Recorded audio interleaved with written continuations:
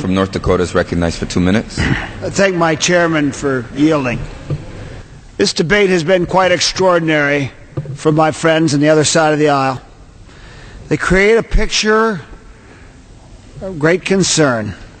Poor oil companies. Oil priced globally at over $100 a barrel. Prices at the pump approaching record levels, certain to hit record levels the time the North Dakota farmers have to go in and plant their crops. Oil companies reporting record profits.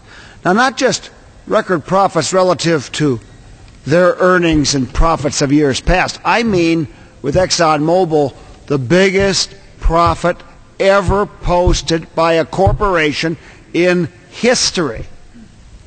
And yet, when we look at trying to break this stranglehold on imported oil and build renewable sources of energy so that our economy is not so dangerously dependent upon imported oil, we look to using as a pay-for these renewable energy incentives a tax provision exploited by oil companies beyond what was ever intended by Ways and Means Committee.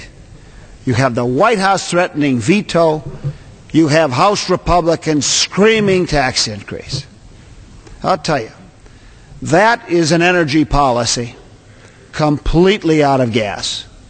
We need to move, and move now, to renewable sources.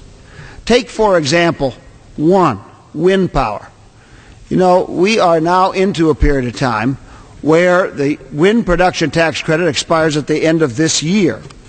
The consequence relative to new products put online is already going to be felt. A recent study by the Solar Energy Industry Association, American Wind Energy Association, estimates that if this credit expires, it will cost 6,000 megawatts of new wind energy production, nearly 77,000 jobs, $11.5 billion in economic impact, all in 2009. May I have 30 additional seconds, Mr. Chairman? I yield. Gentleman's recognized. This is the group on the other side, when they were in the majority, that allowed the wind production tax credit to expire 3 times since 1999.